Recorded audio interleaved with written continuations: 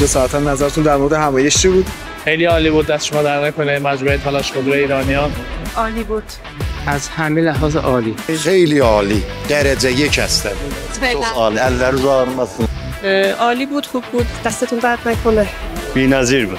عالی خیلی ممنون. من هیچ جای ایران حقیقتا این نظم و نظامی که تو تلاش خدای تبریز هست هیچ جا ندیدم.